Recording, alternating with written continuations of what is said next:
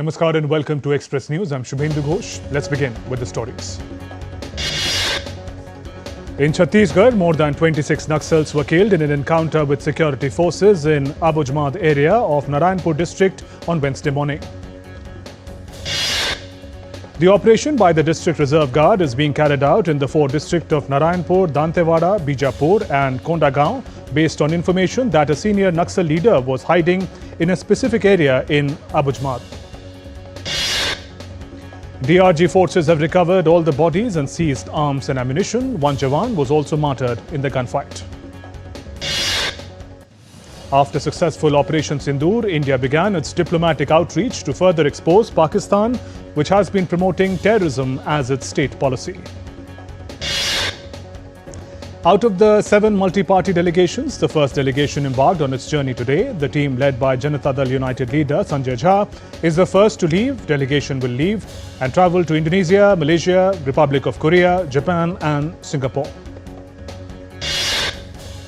The next to leave will be the delegation led by Shiv Sena MP Shrikant Shinde. The team will travel to UAE, Congo, Sierra Leone and Liberia. Jammu and Kashmir Lieutenant Governor Manoj Sinha today visited the Poonch Brigade headquarters where he met Indian Army soldiers and Border Security Force personnel stationed in the area. The LG announced government jobs to the next of kin families of martyred civilians in the Union Territory. On Tuesday, the LG chaired a meeting of the Unified Command at Raj Bhavan in Srinagar. The National Human Rights Commission of India has taken a suo motu cognizance of a media report regarding the arrest and remand to custody of a professor of Ashoka University in Haryana. The Indian Navy will induct and unveil the name of the ancient Stitch ship during a ceremonial event at Naval Base Karwar. India's Minister of Culture Gajendra Singh Shekhawat will preside over the ceremony as the chief guest, formally marking the induction of the ship into the Indian Navy. Union Minister Kirti Vardhan Singh said that a total of 750 pilgrims have been selected for this year's Kailash Mansarovar Yatra. He added that the selection was done through an online computerized draw in New Delhi. The minister also said that the first batch of pilgrims will depart for the Yatra on 30th June, while the last batch of pilgrims will conclude its Yatra on 25th August. Eminent astrophysicist Professor Jayant Narlikar, one of India's best-known scientists, passed away on Tuesday. The veteran astrophysicist was the founder-director of Inter-University Centre for Astronomy and Astrophysics in Pune, is known for his seminal works in the areas of cosmology. Prime Minister Narendra Modi expressed his grief over the demise of Professor Narlikar, saying that it is a monumental loss to the scientific community. Prime Minister also said he made a mark as an institution builder, grooming centres of learning and innovation for young minds. Speaking at a debate on maritime security, India's permanent representative to the UN, P. Harish, told the Security Council that countering terrorism and ensuring maritime safety are vital to India's national security and economic interests. Uttarakhand Chief Minister Pushkar Singh Dhami participated in the flag-off program of the 3rd mountaineering expedition Shaurya, organized by National Disaster Response Force. World is observing International Tea Day today to honor this timeless drink, acknowledging its rich history, cultural significance and economic impact. The theme this year is Tea for Better Lives. Bharat Biotech's oral cholera vaccine, Helcol, has successfully completed phase 3 clinical trials. The vaccine will be a major boost in addressing the global shortage of cholera vaccines. Employees Provident Fund Organization has added over 14 lakh net members during March this year. The additions represent an increase of about 2.03% in comparison to members added in February 2025. The Labour and Employment Ministry has informed that around 7,54,000 new members were enrolled with EPFO in March. Ministry stated around 4,45,000 new subscribers were added in the 18 to 25 age group. Indian equity indices traded higher on Wednesday. Sensex gains 410.19 points to close at 81,596.63. While NSE Nifty 50 finished at 24,813.45, rising 129.55 points or 0.52%. India's bullion market registered a slight change on Wednesday. The price of 24-carat gold traded at Rs 93,807, down from 93,785. While the price of silver increased from Rs 95,755 per kilogram to 95,800 per kilogram. Brent crude futures for July delivery rose by 86 cents, while US West Texas Intermediate crude futures climbed 90 cents to $62.93 in early Asian trading. US stocks fell, with the benchmark S&P 500 ending 6 straight sessions of gains under pressure from rising Treasury yields. The Dow Jones Industrial Average snapped 3 consecutive sessions of gains as the Nasdaq fell after a 2-session winning streak. British inflation surged by more than expected in April. April saw increases in gas, electricity and water prices alongside higher taxes on employers. British retailer Marks & Spencer's MKSL has said that highly sophisticated cyber attack would cost it about £300 million in operating profit, with disruptions set to run into July. Japanese automaker Toyota unveiled its latest RAV4 on Wednesday, said the compact SUV would be its first model to feature its Arene software development platform.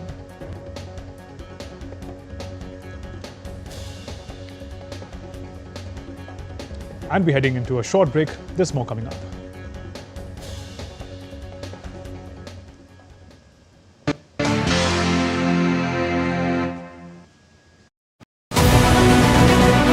What made India's Operation Sindoor a strategic masterstroke? Why did a 72-hour air blitz shift global power equations?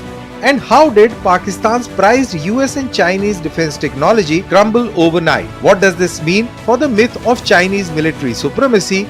And from electronic dominance of battlefield precision, Operation Sindoor has redrawn the map of deterrence. We decode the numbers, the silence of superpowers, and the rise of India as a credible 21st century military power. Catch it all this Wednesday at 8 p.m. IST only on DD India.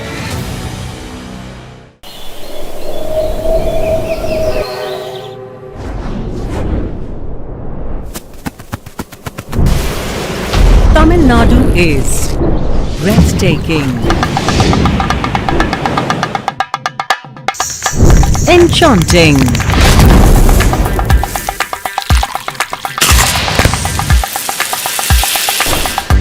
divine,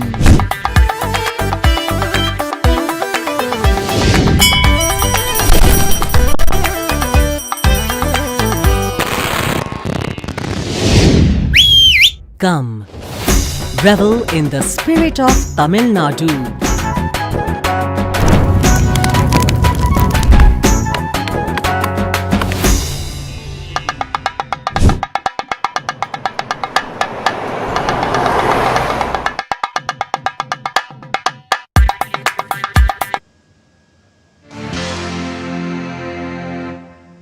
Welcome back. You're watching Express News. Let's scan through the remaining stories. Russian President Vladimir Putin visited Western Kursk region for the first time since the conflict escalated between Russia and Ukraine in the nearby areas. The Kremlin said that during the visit, President Putin met volunteer organizations in the region and visited the Kursk 2 nuclear power plant. The US House Rules Committee began a hearing in the early hours of Wednesday to debate President Donald Trump's tax cut and spending bill.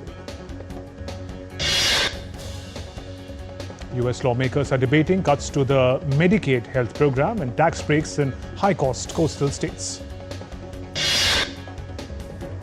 The United Nations has warned that 14,000 babies could die in Gaza in the next 48 hours unless aid supplies reach critical areas in the enclave soon. The UN humanitarian chief Tom Fletcher has warned of a need to flood Gaza with humanitarian aid amid lack of basic food and medical supplies. The UK has paused trade negotiations with Israel over the country's aid blockade in Gaza. The United Kingdom is also summoning the Israeli ambassador to the UK. Russia has announced that its forces struck a Ukrainian military airport, while Ukraine said it had shot down Russian military drones over the past 24 hours. Russia's Ministry of Defense said that its forces continue operations in multiple areas targeting Ukrainian military, airfield infrastructure, drone factories, ammunition and fuel depots. Meanwhile, the General Staff of the Ukrainian Armed Forces reported more than 100 battles with Russian troops, with fiercest fighting taking place in the Porovsk region. Top finance ministers from the G7 nations gathered Tuesday in Banff, Canada, to address global economic instability, with Ukraine conflict and US trade policies on the agenda. Ukrainian Finance Minister Sergei Marchenko attended the G7 talks, seeking increased pressure on Russia and support for Ukraine's reconstruction. Meanwhile, Canadian Finance Minister François-Philippe Champagne emphasized solidarity with Ukraine, while US Treasury Secretary Scott Bessent faces scrutiny over tariffs and inflation risks. US President Donald Trump unveiled a $175 billion Golden Dome missile defense shield on Tuesday, naming Space Force General Michael Quetland to lead the project. First ordered by Trump in January, Golden Dome aims to create a network of satellites to detect, track and potentially intercept incoming missiles. US Democratic lawmakers have voiced concern about the involvement of Trump ally Elon Musk's SpaceX, which has emerged as a frontrunner to build key components of the system. The hard-right nationalist George Simeon, who lost Romania's presidential elections, has asked a top court to annul the election results, alleging coordinated manipulation. China's Ministry of Commerce on Wednesday called the US attempt to globally ban advanced Chinese computing chips a typical move of unilateral bullying and protectionism.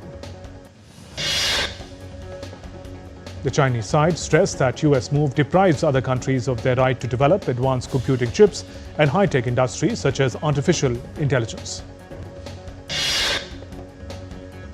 Japan's Farm Minister Taku Ito resigned on Wednesday after controversial remarks about receiving free rice. His claims sparked backlash amid soaring staple food prices faced by the public. The fact-check unit of the Press Information Bureau dismissed posts carried by various social media channels, claiming that central government has issued a high alert on possible rise in temperatures to 55 degrees Celsius between 29th of May and 2nd of June. The IMD has issued a red alert for South Interior Karnataka, coastal Karnataka, where residents are advised to prepare for heavy to very heavy rains. An orange alert is also in effect for Kerala, North Interior Karnataka, Konkan and Goa, Madhya Maharashtra and Marathwada. Delhi recorded a temperature of 41.8 degrees Celsius at 8:30 a.m. this morning. Meanwhile, Weather Department has issued a yellow alert for thunderstorms and lightning in Delhi. Heavy rains kept pouring in the northeast Indian state of Assam on Tuesday. State capital Guwahati recorded over 110 mm rains in several areas. Indigo Airlines has issued a travel advisory for Goa on Wednesday due to ongoing heavy rainfall. The airline issued warnings about possible flight delays or cancellations. Several states across Central America are grappling with severe disruptions following a series of powerful tornadoes. According to authorities, a recent tornado in Tennessee caused significant damage. A footage captured a massive tornado swirling in the city of Athens, Alabama. Officials have urged residents to seek shelter, preferably in underground safe rooms. Heavy rains and strong winds rocked trees during a fierce thunderstorm in Lindsborg, Kansas, that knocked out power across a wide area. Meanwhile, heavy rains in Australia's southeast triggered flash flooding and cut off towns on Wednesday. Authorities have issued evacuation orders with rivers staying above the danger levels. Rural towns in the Hunter and mid-north coast regions of New South Wales were in the worst hit from the downpour. Madame Tussauds London has unveiled a new wax figure of Princess Kate. The lifelike statue celebrates her timeless style, grace, delighting royal fans everywhere. In London, Indian writer Banu Mushtaq won the International Booker for her Kannada collection, Heart Lamp, alongside translator Deepa Bashti. She calls it 1,000 butterflies lighting up in a single sky.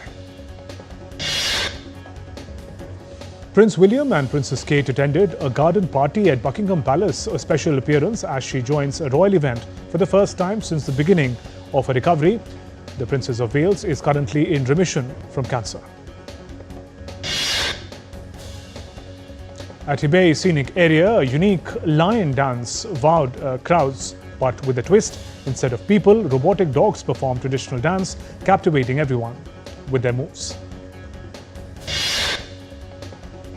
In Tokyo, the Azuma Odori Festival celebrates its 100th year, bringing together geishas from 19 regions with graceful performances, traditional music. The event keeps fading art form alive and appreciated. In Hangzhou, China, a group of humanoid robots are gearing up for a boxing contest with intense training and teaching upgrades. These robots are getting ready to step into the ring this Sunday. Bringing tradition to toy machines, Thai artist Kompmo Thaptian is turning cultural symbols into capsule collectibles. His Himpan Marshmallow series aims to share Thai heritage with global audiences. Separated 57 years ago, Toe reunited with her father at Hanoi Station, the very place where they were separated when she was just a toddler. The emotional meeting happened in Vietnam's capital after a social media post led her to her family. Festive spirit filled the capital of Turkmenistan as the country celebrated Constitution Day and National Flag Day. The city became the heart of the nation, pride and cultural events. In Vietnam's Central Highlands, the Drai people continue their tradition, rain-praying ritual, even as irrigation from Ayun Ha now waters their fields. The festival keeps their culture and spiritual heritage alive. Turning creativity into opportunity, young women in Herat, Afghanistan have set up a painting and miniature art workshop. Despite restrictions, it's becoming a space for learning and support. Britain's King Charles visited Canada House on Tuesday to mark the 100th anniversary of the country's embassy in London ahead of his trip to Ottawa. Pope Leo XIV held his first general audience at the Vatican on Wednesday. He was greeted by crowds as he drove through the St. Peter's Square. Brazil President Lula da Silva honors several Brazilian artists. The event also celebrates the reopening of the historic Gustavo Capanema Palace. The cast of The Eagles of the Republic walked the red carpet at the 78th Cannes Film Festival. The film, which is in a competition, is Saleh's third Cairo set feature. Oscar-winning US actor Kevin Spacey received Charity Award in Cannes 2025 for the excellence in film and television from the Better World Fund. Iranian filmmaker Jafar Panahi received a standing ovation at the Cannes on the 20th May following the screening of his film It Was Just an Accident. Italian filmmaker Mario Martoni returned to the Cannes on Tuesday with his latest movie Furore, which is a biographical drama screening in the main competition. The stars posed together ahead of the premiere film A Private Life, directed by French filmmaker Rebecca Zetowski at Cannes.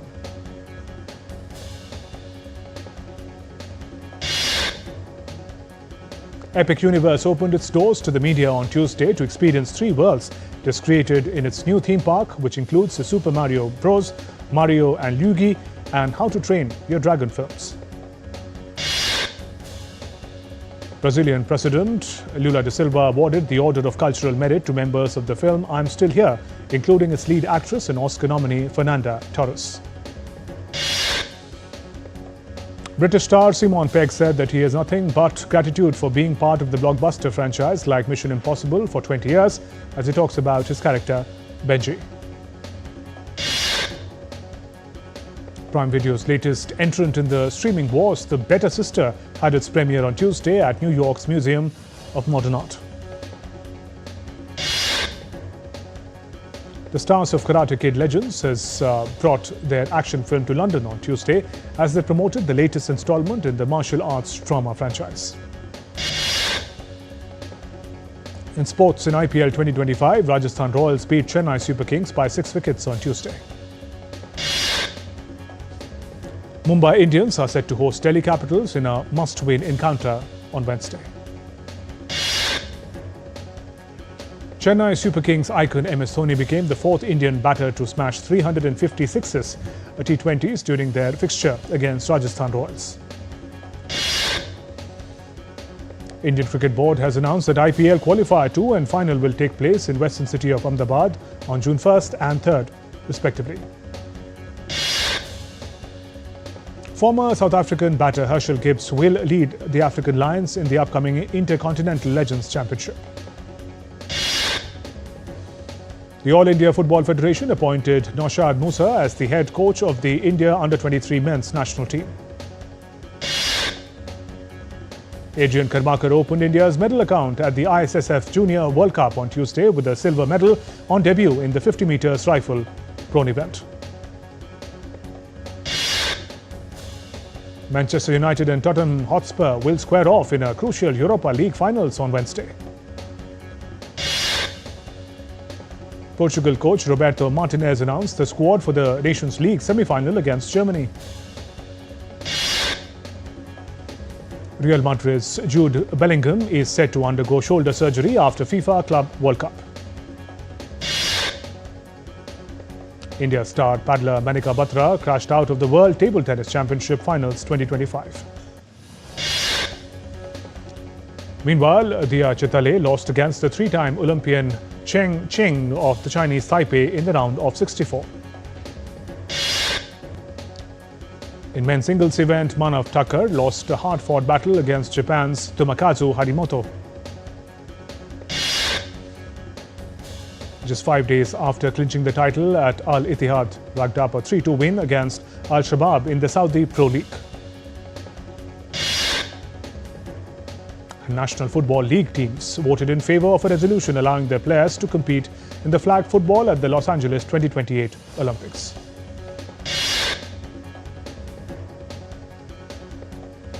And with that, we conclude this edition of Express News. Namaskar.